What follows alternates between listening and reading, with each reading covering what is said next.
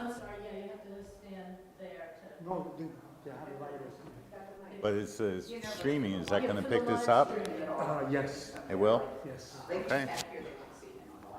Yeah, they won't see him on the live stream unless he stands up there. Oh, You can't really stand up there and see the Okay, I see. We won't see you if you don't stand up there.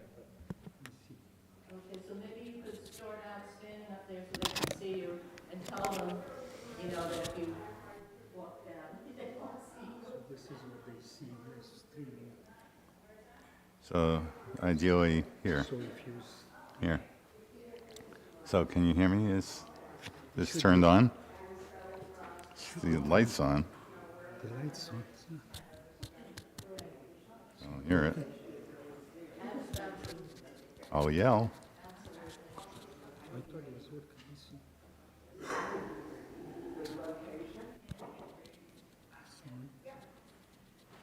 Lights on. Testing, testing. There we go.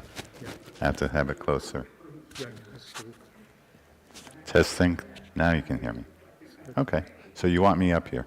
Only maybe just introduce yourself and say who you are, and then also I'm going to introduce you. You can say hello and then come down here.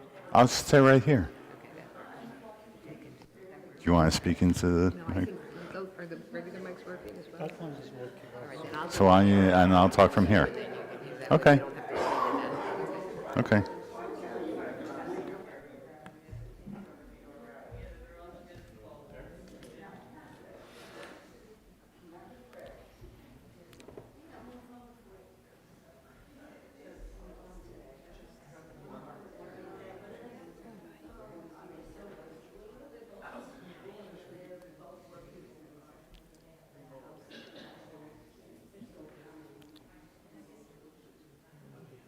There's still people out there?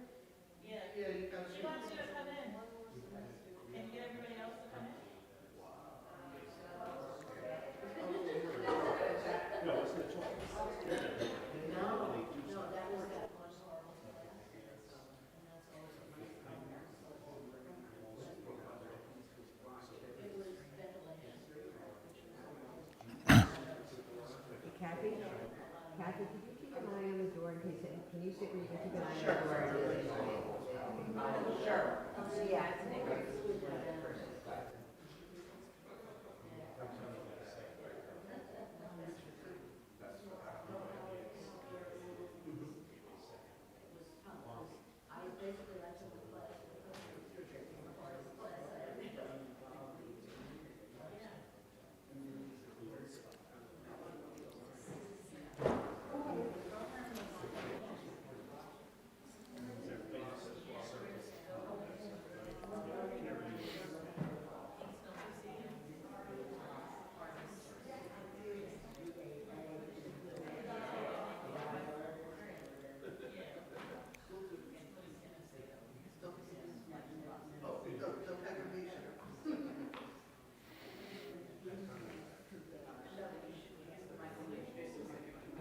I'm going to use this one.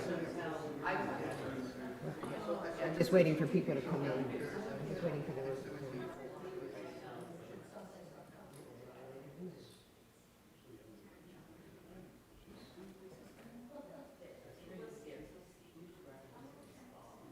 We all set? I think we're all set. Oh, there's Bonnie. Okay. That's the last one. Now we're good. All right. Barbara. Barbara, sit down. Done.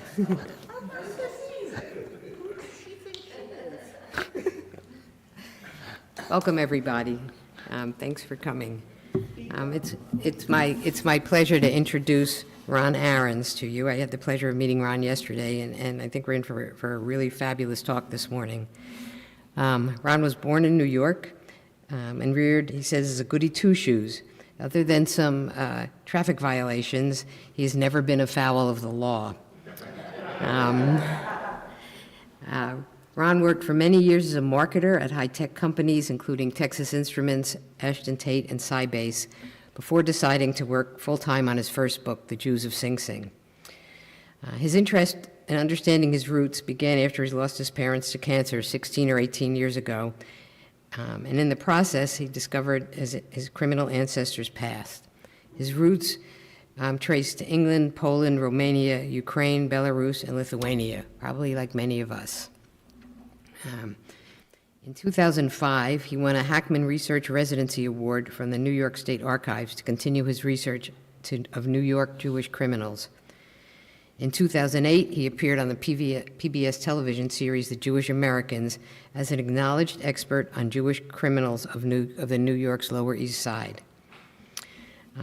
He now tours the country giving educational presentations on Jewish criminals and Jewish genealogy. He earned a BS in engineering from Princeton and an MBA from the University of Chicago. Ron now lives in Oakland and is here he lives in Oakland, California, and he's here giving some presentations in New York, this area, and visiting some family and friends. And without further ado, Ron, go ahead. Thank you, Shelley. Can everyone hear me okay? Welcome. Thank you for welcoming me. I welcome you. I would like to welcome a long-time friend from my childhood who can verify that was a goody two-shoes. Yes, can you do that, Bill? No. All right. So I'm a liar right off the bat. And I'd like to welcome Joe, who I understand is a correctional officer at the facility down the road. So he's going to correct me if I'm wrong. Right, Joe? Thank you, Joe. Okay. So without further ado, the Jews of Sing Sing. By the end of the presentation, there will be a quiz. You'll be able to tell me what each of these pictures represents. So pay attention. There will be a quiz. So this is a 4-act play or presentation. I'm going to talk about why and how I chose this project, but Shelley has already given some of the story away. I'm going to give you an overview of the facility. Now, it's not really easy for us average folk to get inside the facility, unless, of course, you are a correctional officer or a criminal. But I got inside for 3 hours. I went on a 3-hour tour. And unlike Gildan, I did not get stuck. I got away. I'm going to talk about famous and not so famous Jewish inmates in the facility. And then the people in the know in New York and the Jewish community knew that there was a problem, and they took out various means to correct the problem. I'm going to talk about that. So part 1, how and why I chose this topic. I should tell you that I just recently found out that I have an ulterior name. I sent off an email, a voicemail to someone, and his answer machine transcribed my name to Run Errands, Runerrands. And now I sign off all my emails, Ron Errands, also known as Run Errands, because I do lots of errands every day. But also, a strange thing happens when you take my shortened name and do things with it. So if you spell my name backwards, you get Nor and Snora. Does that sound like any Hebrew or Yiddish you might know? Schnorr, that's good. That's one. What about the other word? What about Nor? Does that sound like anything else? Think Passover Seder time? Yes. What? Very long and puts everyone to sleep. No, we're missing the reference. Thinking of Nar, which is the fool. So the stupid son asks questions, not very smart ones, and that's the Nar. So if you spell my name backwards, so Ron is to goody two-shoes, as to Snora Nor is to beggars and fools. So it was besheret that I would get involved with this project. So I won a Hackman Research Grant Award from the New York State Archives, and I spent a lot of time at the archives, so much so that the then director came around and said, we have a research grant program. We have an application. Would you like to fill it out? I said, sure. So I read the application, I just laughed, because the second question was, please briefly indicate what types of information you want to derive from our records here at the archives. For example, data on prison inmate characteristics. And I thought, oh my God, that's exactly what I'm looking for. So I wrote on the application form, I hate to steal a line from the application form itself, but that's what I'm looking for. Needless to say, I won the grant and was afforded another trip back east from California to do more research. So I stole the line. So I got involved actually longer than what Shelley told you. I have to update my bio. I lost my parents 32 to 34 years ago and was in a very bad way mentally, emotionally. And my father had done a family tree on his side of the family, and I took that tree and I ran with it. And I started researching my mother's side of the family, and one of the very first records I found, the old-fashioned way, with microfilms, microfilm readers, and some elbow grease going this way and that way. This is a Soundex index card from the 1920 U.S. Federal Census. It's pretty innocuous in its own right. It shows my great-grandfather Isaac Spear in the upper left-hand corner. According to this record, he was born in New York. Now, that's not exactly true, but hold that thought. It shows my great-grandmother Ida, it shows my grandfather Sidney, who I knew quite well. I saw him multiple times in Brooklyn, and Sidney's two siblings, Lillian and David. But the most important thing on this document was that the census taker wrote down my great-grandfather was born in New York. The next record I got, care of my aunt, was the birth certificate for my grandfather Sidney, which shows his father was Isaac Spear. That's true. According to this document, Isaac was born not in New York, but in Hanley, Staffordshire, England. So I was a little confused. And according to this document, my grandfather was born on May 30th, 1895. Hold that date in your mind for a second, and shows my great-grandfather's beautiful handwriting, his signature in the lower right-hand corner. He impressed my mother so much so that she took up calligraphy. So he had an impact on her life. This is the marriage certificate for my great-grandparents. It shows one Isaac Spear living at 267 20th Street in Brooklyn. According to this document, my great-grandfather was born in London, England. So I was really confused. I mean, really confused. Now, even studying Princeton engineering, I could not figure this out. I was confused. His bride-to-be, Ida Tarshis, was also living in 267 20th Street in Brooklyn. What's a little bit hard to see on the left-hand side is the date of the wedding itself, which was the 18th of November, 1894. And if you count the months between November of 1894 and May of 1895, you'll understand that 6 months, not a full term of 9 months. So arguably, my grandfather Sidney was a preemie baby, but odds are, given what I'm going to tell you subsequently, something else was happening inside and outside of the oven. So I tried to make sense out of this, and a long time ago I put together this spreadsheet, and I put down the 3 documents I showed you. I also found documents that showed that my great-grandfather went by the name of Joseph Spear. So now I have a guy born in 3 different locations, 2 first names. I was very confused. So I went looking elsewhere. I found this Soundex index card from the 1900 U.S. Federal Census showing one Isaac Spear having been born in Pennsylvania, a 4th location. And this particular Isaac Spear was enumerated as an inmate at Sing Sing prison. I just sat there like, not possible. I was raised a goody two-shoes. Bill, despite what he says, can verify I was a goody two-shoes. So this, I was wondering, how could this be? So I could have given up. Arguably, I should have given up. Then I wouldn't be here today. So I checked the New York Times personal name index, but there was no Isaac Spear in that paper. And I was not aware that other newspapers were available, nor at that time were they online. And I do not know when Isaac was admitted, but I remembered a story from my childhood. I remember going to my grandparents' house in Brooklyn. And for reasons I can't remember, I teased my grandmother that should I be a bad boy that day, she'd have to lock me up in Sing Sing. And she said, don't you dare use the word Sing Sing in front of your grandfather. That will really piss him off. So I didn't. So I decided to go to the source. I called up the prison, and they said, we don't have old records. You might want to contact the New York State Archives in Albany. Called up Albany. Do you have the records there? They said, yes. I said, can you look up something for me? They said, well, when was he admitted? I said, I really don't know, but it has to be somewhere between 1895, which is the birth year of my grandfather Sidney, and 1900, which shows someone by that name behind bars in Sing Sing. They said, well, that's too much information. We can't do that. But the good news is we have the records here. If you want to take a look at the records, we'll get them out. I said, please get them out because I'm going to take the next American Airlines flight across the country. I'll see you in Albany. In 1 hour, I found this amazing record. One Isaac Spear, this is from 1897, also known as Herbert Edward Spear, a third first name. He was sentenced on September 27, 1897, on charges of all things, bigamy. The judge in the case was the Honorable William B. Hurd. He was arrested by NYPD Detective Shark.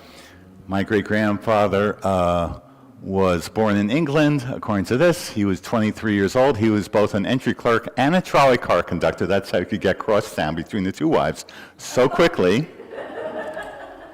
According to this document, he had medium-colored complexion, blue eyes, and he had medium-colored hair, which in those days meant he was a redhead.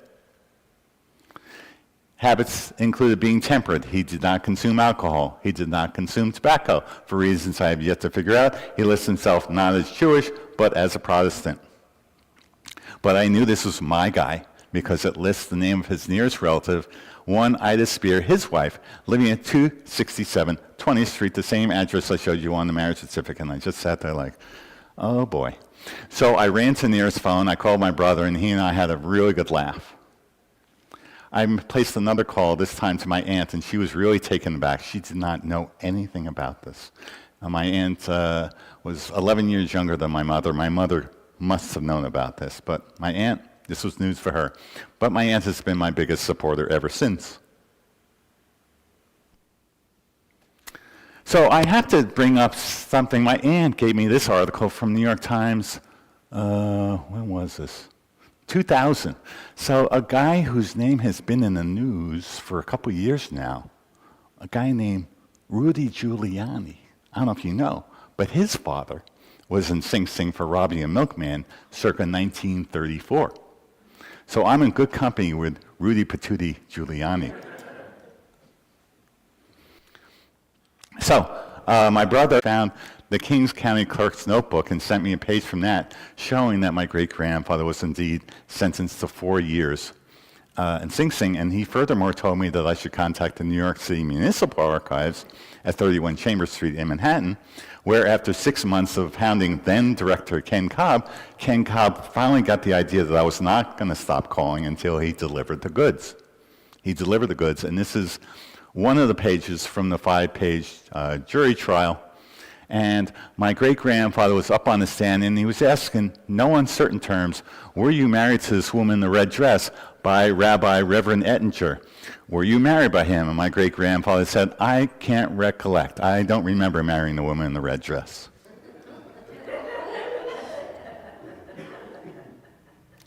So way before the internet, I borrowed a microfilm from the New York State Library in Albany, looked at that at the San Francisco Public Library, and 2 wives showed up at the court. My great-grandmother accused him of abandonment. The other wife accused him of bigamy. With the advent of the internet, there were many more articles I would find. Let me just read the paragraph in the lower right-hand corner. 2 court officers had to hold Spear on either side when he answered the judge's questions, as he was in a state of utter collapse. He became hysterical while being led back to the pen and was attended to by Dr. George Lamont, who was in the court. But this, I think, is my favorite of all the articles I found, and I have found plenty. Spear's many wives, 2 were in court. There are others, the police say.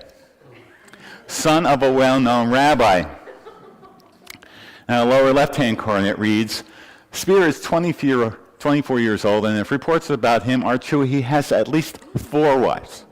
Now, I'm here to tell you I've proven 2 in that time frame. He would have other wives later on, but I have not proven 3 or 4 in that time frame. Only 2. But there are actually other people named Isaac Spear who are also having hanky-panky on in the same time frame. In fact, the day before my great-grandfather was convicted, there was another Isaac Spear in court because he was having an affair with one Nina Dutton, who was married to a Dr. Dutton. Now, the lower right-hand corner paragraph is very important to me because to date I have never found a picture of my great-grandfather. But this description in the lower right-hand corner is as best as I can do. There the 2 wives met, and one of the most dramatic incidents which ever took place in that police station was enacted. Spear repudiated his lawful wife. He declared he had never seen her before. He wilted when his father-in-law, my great-great-grandfather, held up Spear's 2-year-old boy, my grandfather Sidney, who is an exact image of the prisoner. So by extension, I know what my grandfather looked like. By extension, I know what my great-grandfather looked like. And my aunt in her apartment in Manhattan actually has a picture of Sidney when he was about 20 years old. So if I just let my mind go wild, I have some understanding of what Isaac looked like. So I wrote a manuscript about my great-grandfather and his father, the rabbi, who was in England, who also got into trouble. And I shipped it off to Manhattan, and the publishing world said, we really don't need another stinking memoir. We have too many memoirs. So whether I was thinking creatively one night or was inebriated, I thought, I'll write a book about every Jew that served time in Sing. It was just this crazy idea. But to see if this crazy idea had any validity, I looked through every federal census and also 3 New York State censuses, and every census I looked at, I counted about at least 100 names that sounded Jewish to me. I thought, this is a topic, because if you multiply out through the generations, if they had progeny, we're talking maybe tens of thousands of people who could buy my book. I said, this will be done. So the implications of my early research were, my aunt, my brother, and I are not alone, and simple demographic principles suggest tens if not hundreds of thousands of descendants of Jewish Sing Sing inmates alive today, a perfect market for my proposed book. Part 2. I'm going to take you on a tour of the facility itself and give you a little bit of history.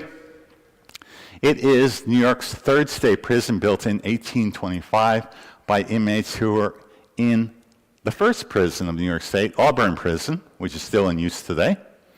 It was built next to or on top of a marble quarry.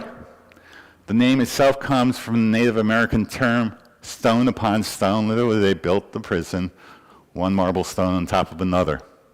It's currently 55 acres. It has always been, still continues to be a maximum security prison. You really don't want to go here if you're a criminal.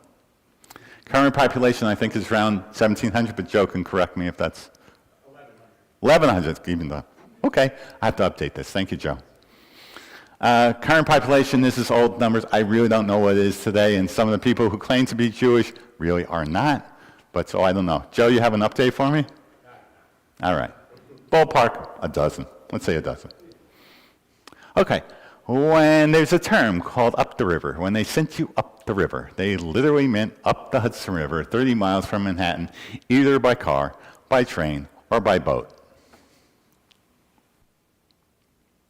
Now here's an illustration circa 1868 of what the prison looked like way back when. So you see a whole bunch of smokestacks. You see the marble quarry in the upper right-hand corner. You see the train track on the right. You see the river on the left. This is what it'll look like a long time ago. So I will argue that Sing Sing has an important place in history for criminality, and specifically for Jewish criminality. Now, New York City has almost always been to the largest U.S. Jewish community. Charleston led the league for a time.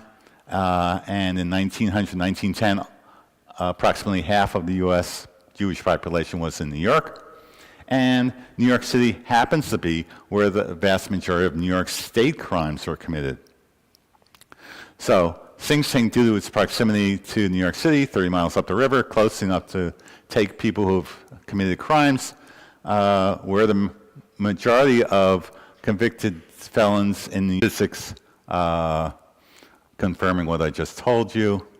Let's talk about Sing Sing vis-a-vis 2 other known prisons, Alcatraz near where I live in the Bay Area, and Leavenworth in the middle of the country. So Alcatraz was only open for 30 years, and in its entirety of being open, it had a total of 1,600 inmates. And there were some notable inmates, one of whom I'll talk about, Irving Wexler, and Mickey Cohen, who you may know was Bugsy Siegel's right-hand man. No relation to Michael Cohen, as far as I know. And then there's Leavenworth. which is in the middle of the country. And I have these statistics from Timothy Reeves of the National Archives in Kansas City. And in no point in time was the Jewish population more than 3.5% of the total inmate population. So very few Jewish inmates at the two other major league prisons. Here's what things look like if you were to wear stripes. In honor of my great-grandfather, I'm wearing striped socks, if you can see these. So I left the whole uniform at home, though. That's what it looked like.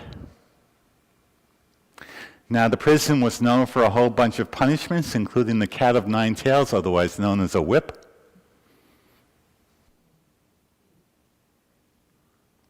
The iron cage, they put this metal contraption around your head, which would make it, I suppose, difficult to eat or sleep. It gets worse. You're just warming up. The ball and chain, which you're probably familiar with. Something called a gag. This horrible device was actually stuffed in your mouth and secured around your neck with this chain. And before Dick Cheney and waterboarding, there was something called a shower bath. Now, inmates would be put in a chair, a bowl would be put below their mouth, water would rain down from above, filling up the bowl, making the inmate believe that they're going to drown, but this is more of a mental torture than a physical torture. And of course, something that got the nickname Old Sparky or Old Smoky. This, of course, is the electric chair, which was used a total of 614 times, a curious number given that it's one more than the number of mitzvot in the Torah. It's just a very odd number. Now, there's a big relationship between Hollywood and Sing Sing Prison. The Big House is slang for a big-name penitentiary, and there was a movie circa 1930 with Robert Montgomery by that name. 2 years later, there was a movie that came out based on a book written by then Sing Sing Warren Lewis Laws called 20,000 Years in Sing Sing. And this was done by Warner Brothers, which had the closest relationship with the prison. This starred the very young Spencer Tracy and Betty Davis. Angels with Dirty Faces, also done by Warner Brothers in 1938, starring very young Jimmy Cagney, Humphrey Bogart. It garnered 3 Oscar nominations for Best Actor, Director, and Original Story.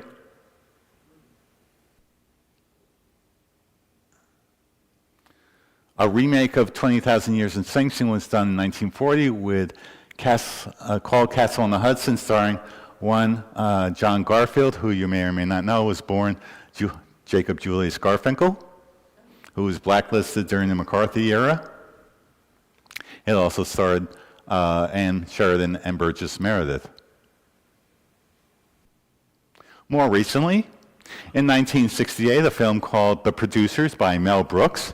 And while they don't exactly say Sing Sing at the end of the movie, the more recent version of the movie with, I think, Matthew Broderick and Nathan Lane specifically says Sing Sing Prison at the end of the movie. In this movie, it doesn't, but this was the original, I think the better of the 2 versions of it, with Zero Mostel, Gene Wilder, and Dick Shawn. A very, very funny movie.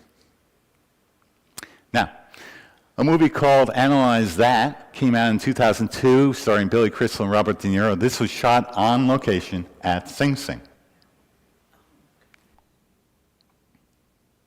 And more to my personal liking, I'd like to think of myself as Bugs Bunny being my alter ego.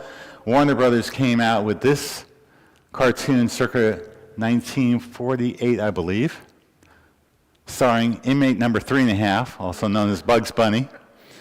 If you understand that Warner Brothers really base their stuff on true stuff, if you're a history buff and you watch Warner Brothers cartoons, they're really funny. They were definitely written as much for adults as they were for kids. They are amazing. They're just amazing. And his nemesis in this cartoon was Yosemite Sam, also known as Sam Schultz, the correctional officer. Now it gets better because you see the different buildings and the guard tower. This looks just like the real prison down the street. And this takes place at Sing Song Prison. Now you have to love this. You just have to love this.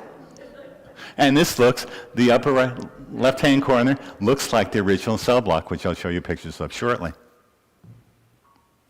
Now, Brian Fisher, who was the warden of Sing Sing when I visited the prison 20 years ago, gave me this aerial photograph. So this turned clockwise to 90 degrees to the right. So north is going to the right. You have the old part of the prison, which is from halfway up from the middle of the picture. That's where the Metro-North Railroad line is. When you take the train, you go right under and through the prison. And the newer campus is the bottom part of the picture. So there's a lot of stuff going on in this picture. There are guard towers everywhere. It's really hard to walk around without being seen by someone in the guard tower. You see a baseball field in the upper left-hand corner. My pointer is not working, I don't think, so I can't point it out. There is like an L-shaped building.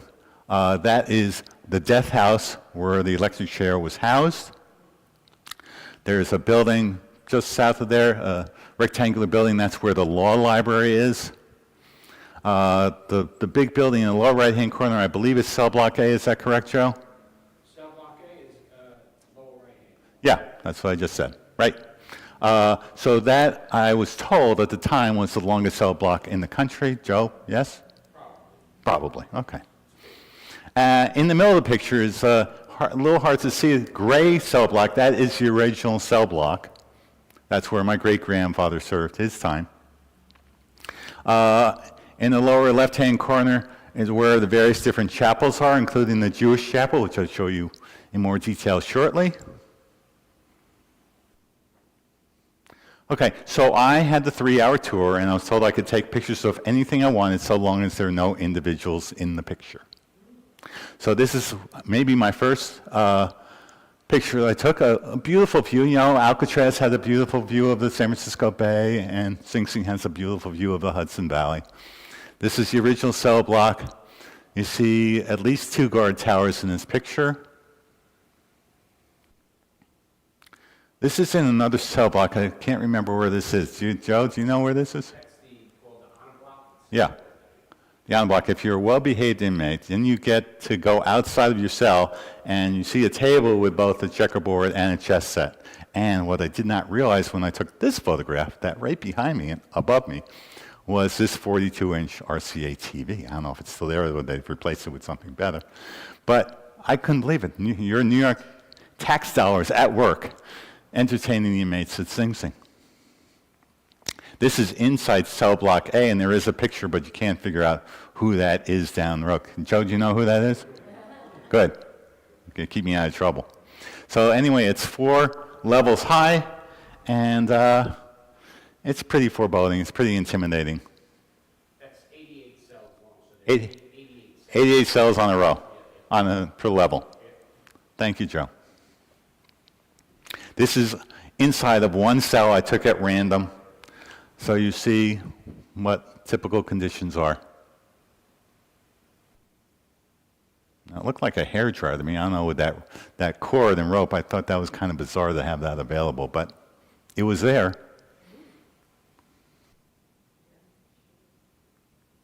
Now, they're really big on the high carbohydrate diet there. Here's a whole bunch of boxes of rotini and noodles.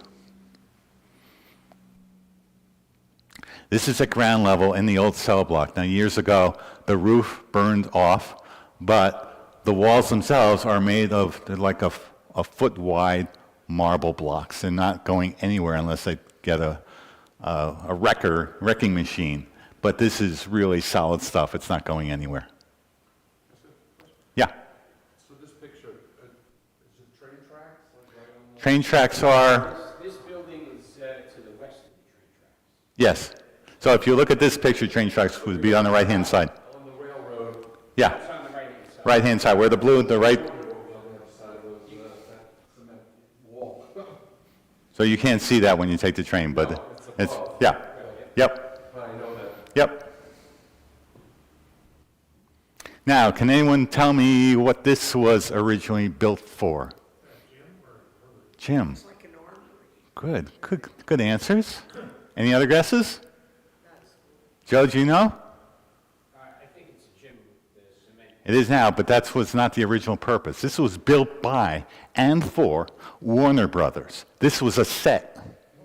And I know that because on the side of the building is this plaque, the bottom one, in memory of Harry Warner, it's by Harry Warner in memory of his brother Louis Warner. And you see stones put on top of the plaque. In typical Jewish tradition, you would leave a stone to pay your respects for that person. So this was built by and for Warner Brothers. So I went around on my 3-hour tour, and we tried 2 times to get into the Jewish chapel, and we were unsuccessful. The door was locked, but we went around the 3rd time. The 3rd time was the charm, and the door was open, and here's a picture of the Jewish chapel, and there happened to be, how many inmates? I think there were 5 inmates there celebrating the holiday of Sukkot. So I introduced myself. I said, well, I'm sort of a great-grandson of an inmate who served time here. They welcomed me, and they handed me the siddur and the lulav and the etrog, and they instructed me to shake the lulav north, south, east, and west. So I was doing shoulder shaking, doing the shaking, and I thought it was so surreal. And furthermore, the leader of the group, if you will, was a guy who I had seen just before, because the day before I was in Boston. I have a friend, compadre, if you will, and she had gone inside and filmed Jewish inmates in the prison. So I knew this person, and I just couldn't say, hi, Sam, how you doing? Because then the correctional officer would say, how in the world do you know that that's Sam? But I did. So Sam invited me to participate. And furthermore, they said, we want to show you something.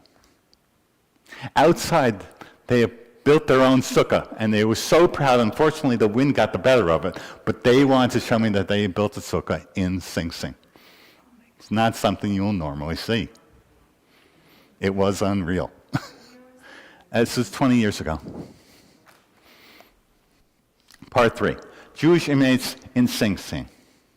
Above and beyond my great-grandfather, there were plenty. I have records showing that there were Jewish inmates as early as 1852. There was one Samuel Rothschild. There was a guy named Solomon Konstam, who was convicted in 1862 for overcharging the U.S. government for housing soldiers, I believe. They had enough of a population in the prison to conduct Passover services in 1875, and they also had High Holy Day services in 1877, according to newspaper reports. So I want to talk about people who did not serve time in Sing Sing. Dutch Schultz, otherwise known as Arthur Flegenheimer, did not. Meyer Lansky did not. Arlo Rothstein did not. Bugsy Siegel, Mickey Cohen, no relation to Michael Cohen.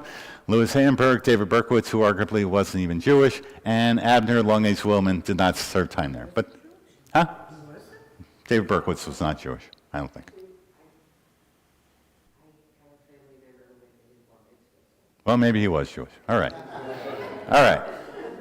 So I want to talk about the big names who were incarcerated there. And this guy may or may not have been Jewish. I call him my honorary Jewish inmate.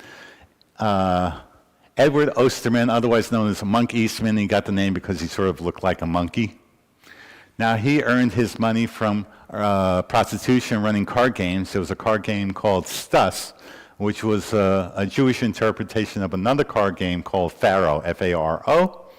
He led a big gang of about 1,200. He brought in votes to election time for Tammany Hall. He was gunned down in 1920.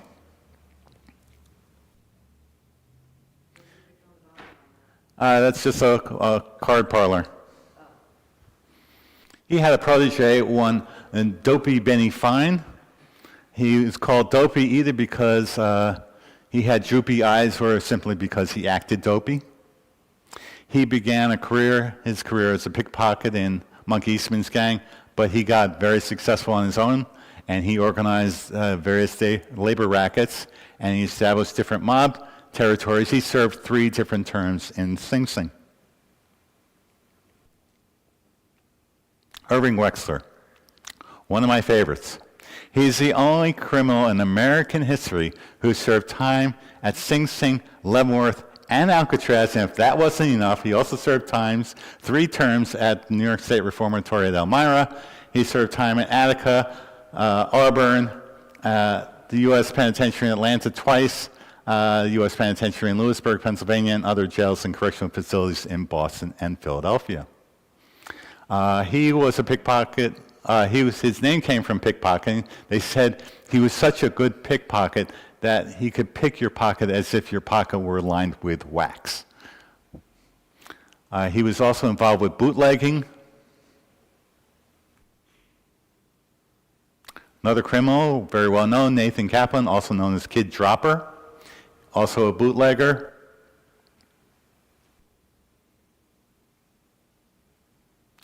Harry Horowitz was one of many people who were convicted of killing a gambling casino operator by the name of Herman Rosenthal, and they were charged with corrupt NYPD detective Charles Becker, who I do not believe was Jewish.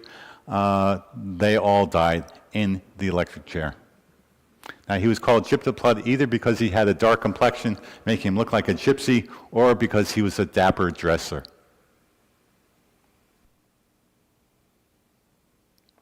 Arguably the worst of the worst was a guy named Louis Buchalter, also known as Lepke. He actually had many different names. But he came from a blended family, 3 different families. He had 11 siblings, or 10 siblings, including a rabbi who operated in Denver, a dentist, a pharmacist. He controlled various different unions, most notably the garment industry union. He led something called Murder Incorporated, which was a guns for hire operation. He was a member of the National Crime Syndicate, which included both Jewish and Italian mobsters. He served multiple times in Sing Sing. He was turned in by Abe Rillis, who you may know was the bird who could not fly. His right-hand man was a guy named Jacob Shapiro. He had the nickname of Gura because he had poor pronunciation skills, and when he would say, "Get out of here," it would come out of his mouth, "Grrr." So he was nicknamed Gura. He was convicted of various things. He was sentenced to life at Sing Sing. Mendy Weiss died in an electric chair with Louis Lepke Buchalter. And another guy who died the same day in the electric chair was Harry Strauss, also known as Pittsburgh Phil. Now, rumor has it that this was his girlfriend, Hollywood starlet. Anyone recognize who that is? Jean Harlow. Good answer.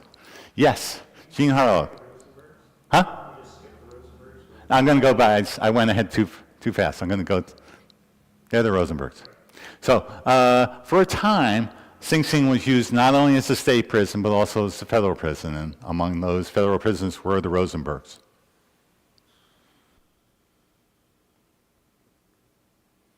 So, by my count, going through a list of 614, I count about 45, 50 names that appear to me to be Jewish. So here's list number 1, and here's list number 2.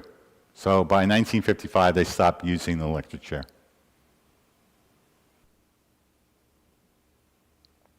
So, but I also want to tell you some stories about some lesser-known criminals above and beyond my great-grandfather. There was a congressman named Benjamin Gitlow. He was the first person to be convicted of New York state law against anarchy. He went to Sing Sing for anarchy. He also ran for the Vice President of the United States on the Socialist Party ticket in the 1920s. The Pants Gang. This is a funny group of people. When they held you up, they ordered that you take your pants down, so you couldn't chase after them. So they were nicknamed the Pants Gang.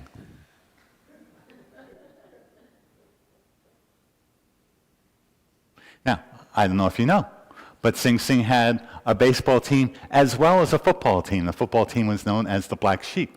And here's a program circa 1933 3, I believe, and they were playing the Kingston Yellow Jackets. And by my count, there are 6 names that appear to me to be Jewish. We have Pickles Liebman, Lucky Eisman, the captain of the team, Blink Weisberg, a guy simply called Bernstein. We have Wink Winkler and Kessler. Any relation? Anyway, there's actually a video on the internet showing the Sing Sing Black Sheep in action.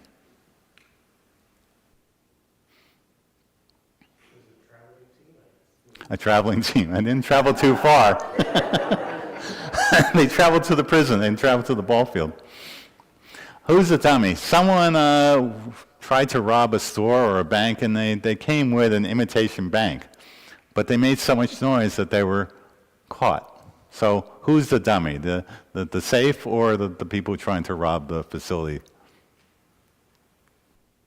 Now, there was a group of people, and they got very well dressed, and they would hang out in nightclubs and theaters, and when the patrons would come out, they would hold them up.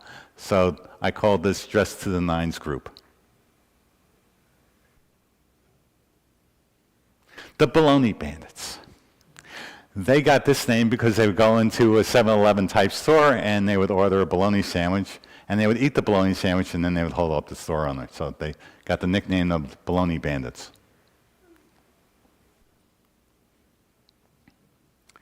Irving Schwartzberg was involved with fixing basketball games. So here's from 1960-something, 1952, where he was involved with fixing basketball games. Now another one of my favorite groups, the Befuddled Bandits. They went to a department store like Macy's, and for reasons unknown, they got lost. They couldn't make their way out of the store, so they were locked up, and they were released, I suppose, the next day and locked up because they couldn't find their way out of the stupid store. Bet you didn't know there are people in Sing Sing for selling airspace above buildings in Manhattan. So they're selling condo space in the sky, and Edward Lesser got a 10-year term. This is 1967. So how many Jewish criminals were in Sing Sing? NY's New York City Police Commissioner Bingham said in 1908 about half of all crimes in New York are committed by Jewish immigrants. And the Jewish community didn't exactly say Jews don't commit crimes, but they probably said something like that. So the truth has to be somewhere in the middle. So I ask you, crowd, smart audience, how many inmates do you think there were in Sing Sing between 1880 and 1950 when the vast majority of Jewish inmates served time there? Any guesses? 500. Do I hear anything more than 500? 1,200. Do I hear more? Uh-oh, I was right. Okay. By my count, there were thousands upon thousands. And by my count, there were 6,000 distinct individuals who were Jewish who served time there between 1880 and 1950. Can't be. I'll tell you it can be because I spent a month and a half at the New York State Archives going through 70 years worth of admissions records, and every time the admissions record lists Jew or Hebrew Protestant, I got out of my chair, I took a photograph, and I came away with 7,361 photographs, and even discounting for recidivism, which we'll get to, there were 6,000 unique individuals. Yes? But isn't it true that a lot of criminals might be Jewish and eat kosher food? Well, hold that thought. So, let me paraphrase. Do we think that there were more Jewish criminals because they thought that the kosher food was better? No, that a lot of criminals claim to be Jewish so that they can... Oh, well, so the answer to that question was it wasn't. So the question was, did inmates? Let me see if I'm paraphrasing this correctly.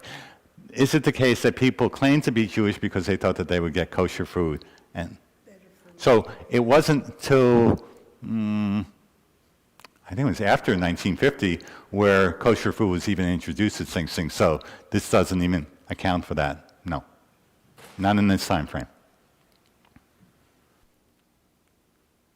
So how do I know this? So once again, I looked at my great-grandfather's admissions record. He lists himself as Protestant. So if anything, I may have undercounted because I only counted those people who claim to be Jewish or Hebrew or Jewish Protestant on their admissions record. So I don't know. I would think it more likely the case that a person would claim not to be Jewish upon admission because they might be discriminated against than to claim that they're Jewish to get kosher food, which was not even available in this time frame. So if anything, I may have undercounted. So here are my statistics going through the vast amount of photographs that I had, and by decade, here's how many people, and this sort of correlates with Jewish migration to the United States. Here's a cumulative chart. Here's the 7,361 photographs that I took. You have to be out of your mind to do this kind of research, but I'm there. If anyone wants to repeat this experiment, I'll tell you how I did it. You can go spend a month and a half going through 70,000 records and do it yourself. So some people wanted multiple helpings of spending time in Sing Sing. The vast majority, nearly 80%, only served one time, but we have people serving 2, 3, 4. One person even liked it so much they went back for 7 helpings. So as I said, this correlates well with the immigration of Jews from Eastern Europe to the United States. And so about half of the people claim to be immigrants, half claim to be native born. Not surprising, most of the people in the prison were under 35 or so, but we have some people even age 60 or older who entered the prison. So what were they in for, you ask? They were in for anything and everything you name, but the top 3 crimes representing nearly 70% of Jews entering the prison in that time frame were for grand larceny, burglary, and robbery. Now, robbery is a violent crime. Grand larceny and burglary are not. But they were in for all sorts of things, including counterfeiting and forgery, assaulting, homicide, bigamy, arson, sex offenses, weapons violations, possession of burglars' instruments, extortion, abandonment, fraud, perjury, drug offenses, abortion, bribery, all the way down to pornography.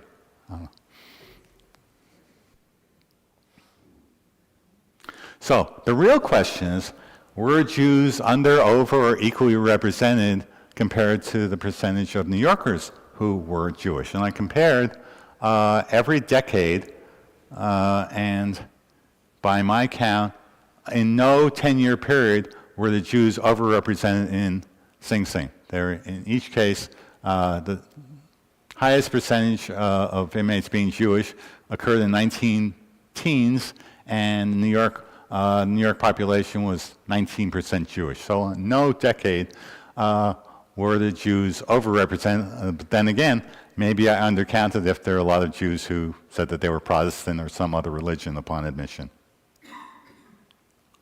Part 4.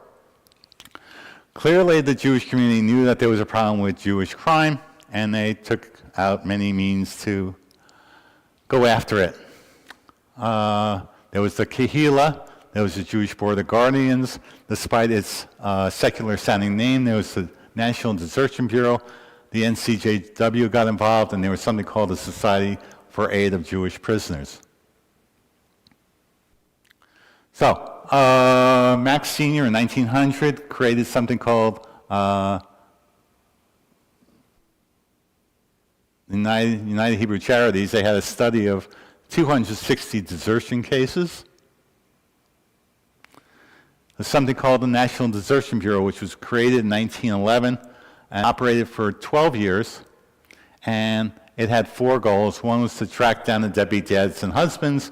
Second was to attempt reconciliation. Third was to encourage the husband's financial support. And last case, prosecution.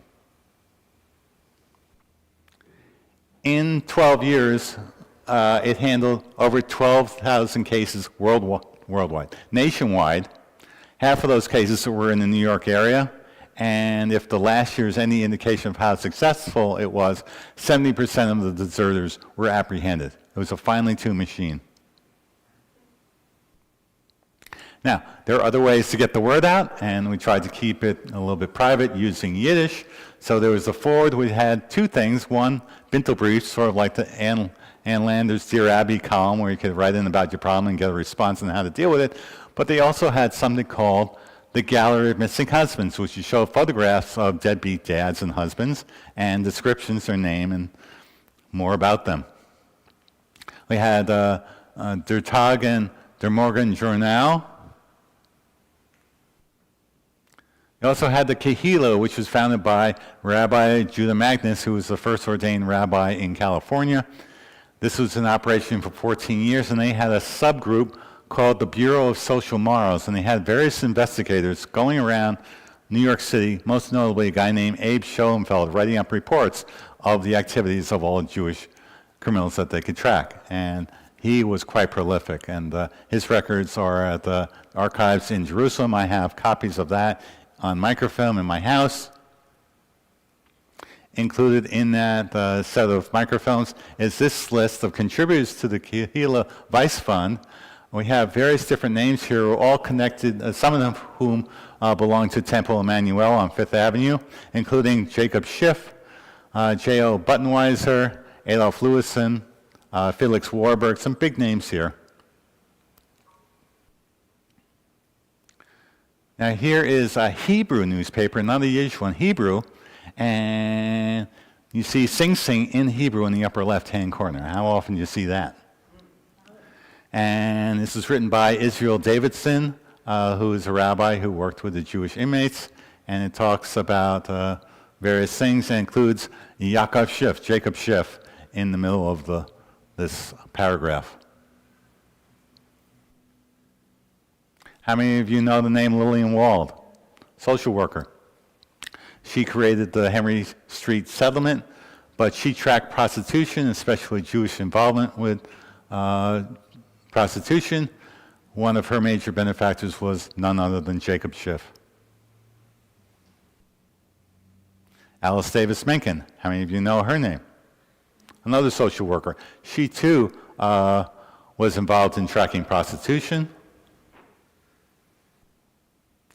Now, there have been lots of different chaplains at Sing Sing. I don't know if Chaim is still there. You know who? He retired. Okay, so this is out of date too. You'll have to give me the new name. Okay, anyway, so we have chaplains going back to 1893. Two notable ones, Jacob Katz was the chaplain for many, many years, and then two chaplains later was Irving Kozlow, who served for nearly 50 years, and he was the person who introduced kosher food to the prison. And if you want the rest of the story, I actually have a book that I wrote. Only took 10 years to write, but it's available.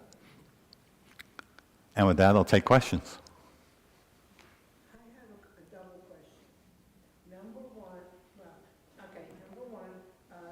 today, this is from, years ago. Today, what's the Jewish population? I asked Joe. Joe, do you have any idea what the Jewish population is today? They're probably about a dozen individuals there. I'd say it doesn't, but if you lie, steal, and cheat, you may be considered to be Jewish and get out of your prison and join the other Jewish inmates. Anyone, every year you can switch religions. So you can start as a Muslim, then turn to a Catholic, then be Jewish. As long as 12 months goes by, you can do it all. Clearly what it was. So it's way down. Now, There aren't that many Jews. back then, I'm thinking the prohibition, people coming over here, the mob, all that stuff. And that's, because we don't have that today, that's why we had so many then. Well, we just have maybe the Jewish criminals have moved on to more white crime types of. Well, we know that today, yes, that's obvious. And is that two questions? Too, yes. Two questions, yes. In your studies, did you come across, because of the illegal work of Tammany Hall and corrupt cops, that because honest Jews wouldn't pay bribes, they were also jailed, as my dear uncle was? That's a good question. Did everyone hear that? So let me see. Her dear uncle was arrested because he would not pay bribes. Had a schmucker shop on Eldridge Street and bought the fabrics by the pound from Mills, New York, which had to have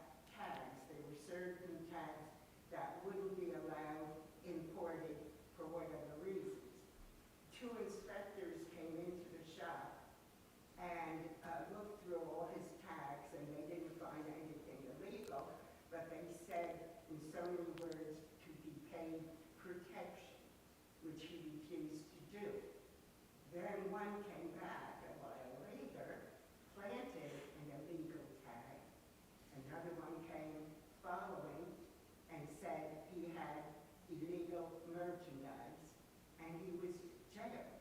A very pious, gentle, honest person, and I don't know how long he was in Sing Sing. He was in Sing Sing. He was in Sing You have his admissions record?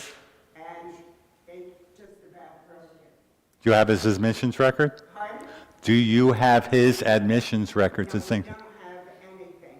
I was a child, it was even before I had memory, and my mother used to take food to him because he was so kosher, he didn't trust the kosher food if it was supposed to be kosher. I'm taking a wild guess. He was Jewish? Of course he was very, And what year was this? I have no idea, it had to be sometime from the late 20s to the early. Okay, if you go to my website, but you can contact me separately, I may very well have his admissions record, which I could get to you. His name, Well, if you give me that, I can look and see if I have his admissions record. I appreciate that. Okay. Other questions? In the back. This is kind of an observation. I always found it interesting that if you go back 60, 70 years, there were a lot of Jewish boxers and Jewish basketball players.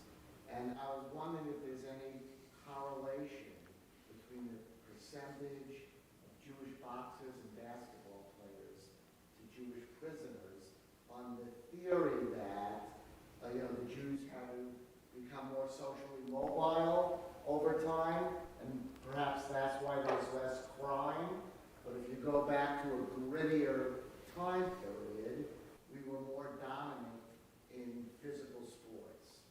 So Observation. clearly there are several books out about Jewish pugilists and boxers, and I know Ken Blady wrote one of those books. As far as I know, I don't have any proof one way or the other as to the correlation between Sing Sing inmates who are Jewish and Jewish What's the boxers. next research project? I'm tired. I'm really tired. Oh, I heard just a comment, two comments. I heard that the lights actually dimmed in Ossining when they electrocuted. That is true. But also, and do you know what the status is of the Sing Sing Museum they're trying? So they're still working on that. I'm in touch with the people who are involved. So yeah, I know that Brian Fisher, who's a former Warren, is on the board of directors, and there's some other people. Forgot the name of the guy who's in charge, but they are working on that. They are seeking funding. Well, the original plan was to use the old power plant on the site, but I think they've abandoned those plans, and it may be downtown Ossining now. But as far as I know, they're still working on that. Yeah. There is a museum that's in the community center. It's small. That's not what she's referring to. There is, where I took the pictures of the various different punishments, that is from the Ossining Community Center, and they have a whole wall of things about the prison, but they are working on a separate prison museum. I'm surprised that, and I know that Dutch Schultz?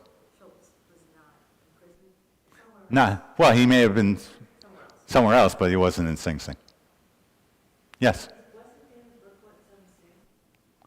Yes. So why wouldn't he have been in, oh, they put him there? They could have, I don't know where they put him, but he was not in Sing Sing. Yes? How long did that Wexler guy live that he was incarcerated so many different places? I think he died of a heart attack in Alcatraz. He was waiting for a court case in Los Angeles, and that's where they put him. And so that's actually a funny story, because I tried to research his life for my book, and I had both the New York Times article saying that he died at Alcatraz. I also had his death certificate from Sacramento saying that he died in Alcatraz. Now, the National Archives in San Bruno in Northern California has all the inmate case files for inmates who served time at Alcatraz, but Irving Wexler was not on that list. So I called him up. I said, you must have a file for him. He was in Alcatraz. He said, well, his name was not on the list. He wasn't in Alcatraz. Just so turns out the National Archives in College Park, Maryland, has another set of records called the Notorious Offender Series, and they have a file on Irving Wexler, which absolutely positively proves he was in Alcatraz. So I copied that file and gave it to the National Archives in San Bruno in Northern California and say, now you have a complete set. So sometimes you have to do the research for the archivist because they don't know what's going on. How long did your great-grandfather? Sir? So my great-grandpa was sentenced to 4 years, and he applied for clemency. That's another question. We'll get to that. We'll get to one question at a time. So he applied for clemency. He got out after 3 years, probably because they needed the room for more serious criminals than a bigamist. So There's no worse criminal than a that's open to interpretation. Okay. So which wife did he go back to? He went back to my great-grandmother. He sired 2 more children. His second wife, Minnie, wound up marrying 2 more times. I traced her life to the end. So the question that comes up was, did he have any children with a second wife? And it took me about 15 years to solve that mystery. And the answer is no. But that was a very difficult question to answer. As far as, so I was waiting for someone to hear my story and say, oh, I'm related to you. But I don't think he had any children by any other wife. Yes? I have a question that's not about prison, but it's just an archives question. Yes? My father apparently was married twice.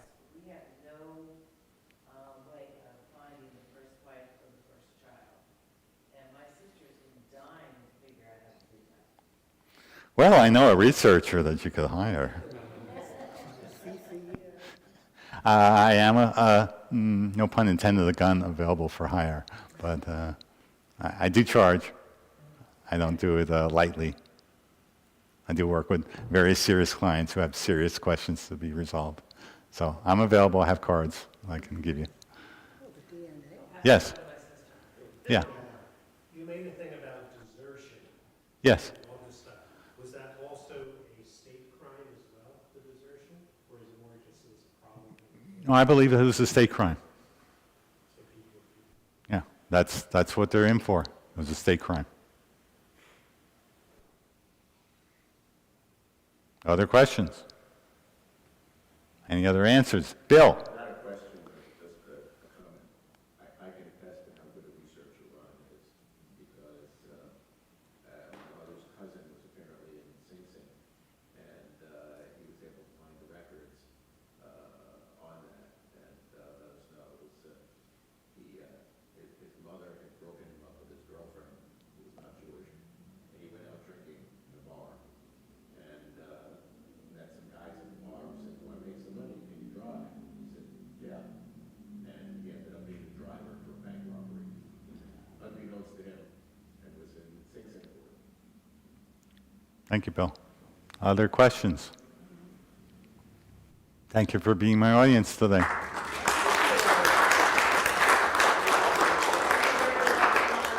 Wonderful presentation. I do have books. Anyone's interested? I have 5 copies. Going fast. Going real fast. I will sign them too. Will you bring that back into the I will bring that back into the other room. Why is it that I am sitting here like, I can't It's true. It's true. It's true. It's very true.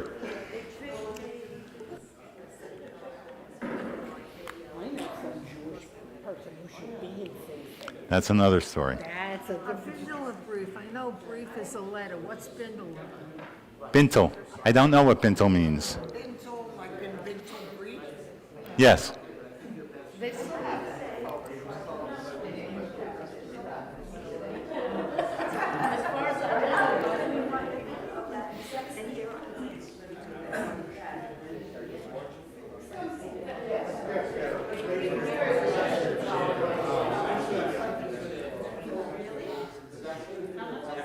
$20.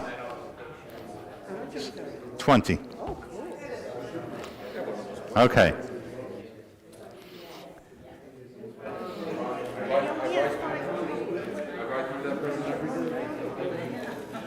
They're racing. They're racing.